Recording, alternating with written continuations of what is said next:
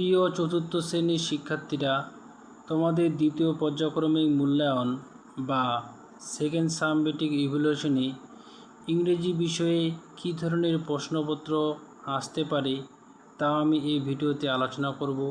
তোমরা ভিডিওটি সম্পূর্ণ দেখবে। তোমাদের সেকেন্ড সাবমেট্রিক ইভ্যালুয়েশন 30 নম্বরের মধ্যে পরীক্ষা হবে। সময় থাকবে 1 ঘন্টা। এখানে তোমরা নাম এবং রোল নাম্বার লিখবে। এবার প্রশ্নগুলো দেখো। 1 নম্বরে রয়েছে write T for true and F for false statement in the given boxes. প্রদত্ত বাক্সগুলিতে সত্যের জন্য টি এবং মিথ্যার জন্য এফ লেখো। এ নাম্বার দেখো, Apu went to see a football match, এটা ফলস হবে। B number, yesterday evening Swadesh was studying in his room, এটা true. Madal was the younger brother, মাদল ছিল ছোট ভাই, এটা ফলস। ডি নাম্বার দেখো, the fairy waved the magic wand more than once, পরি একাধিকবার জাদুর কাঠিটি নাড়ল, এটা ট্রু হবে। 2 নম্বরে দেখো, match column A with column B, column এর সাথে কলাম বি মেলাও। এই নাম্বারে দেখো স্বদেশ, তাহলে 3 নাম্বারটা হবে।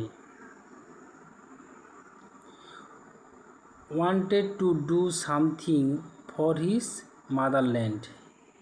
বি নাম্বার, ইন্ডিপেন্ডেন্স ডে, এটা তোমরা সবাই জানো 15 আগস্ট। সি নাম্বার, ঝিনুক, এটা 1 নাম্বার হবে। wanted to see the underground train, Netaji birthday 23 January. এভাবে তোমরা মেলাবে। 3 নম্বরে দেখো, tick the most appropriate answer from the given alternative. Subal and Madal had a river a boat, a boat. B number, the writer felt that he was very powerful, unimportant, সঠিক answer হবে। C number, republic day is observed on 26 January আর 2 October, 26 January. D number দেখো, Swadesh elder brother studied in a school a college, a college. 4 নম্বরে দেখো, complete the following table. Masculine gender, feminine gender, পুরুষলিঙ্গ স্ত্রীলিঙ্গ।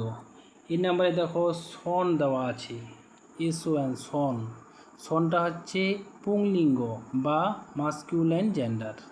তাহলে feminine gender কি হবে? Daughter. B নাম্বারে দেখো, ফেমিনিন জেন্ডারে আছে BEE, তাহলে মাস্কুলিন জেন্ডারে হবে ড্রোন।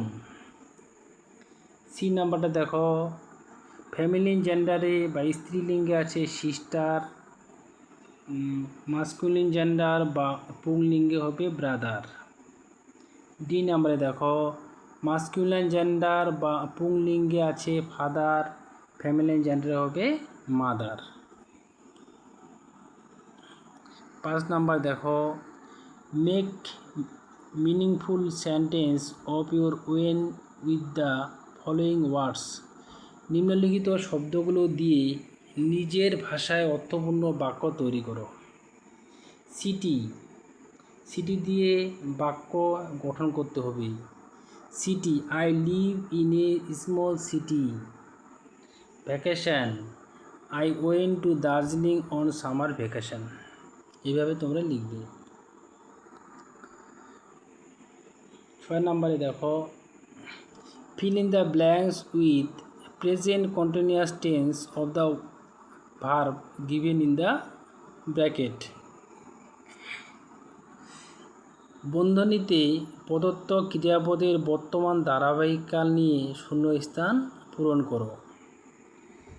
এই নম্বরে দেখো ইউ ড্যাশ রাইট সাইকেল, রাইটটা ব্র্যাকেটে রয়েছে।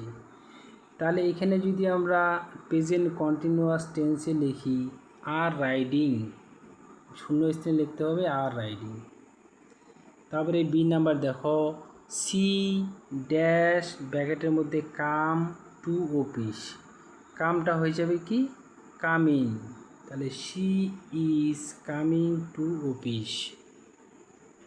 সি নাম্বার দেখো রিনা অ্যান্ড তুহিনা ড্যাশ ব্র্যাকেটের মধ্যে রান রয়েছে এ রেস, রানটা হয়ে যাবে রানিং, তাহলে রিনা and Tuhina R running.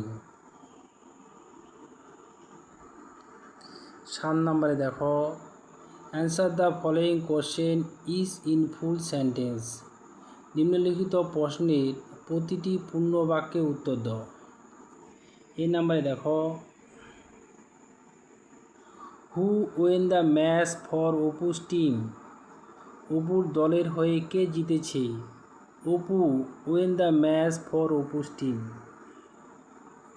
B number দেখো হু ওয়ার ওয়ার্কিং ডাউন দ্য প্ল্যাটফর্ম, প্ল্যাটফর্ম দিয়ে কারা হেঁটে যাচ্ছিল। অ্যান্সার দেখো a few British policeman were ওয়ার্কিং ডাউন দ্য প্ল্যাটফর্ম। সি নাম্বারে দেখো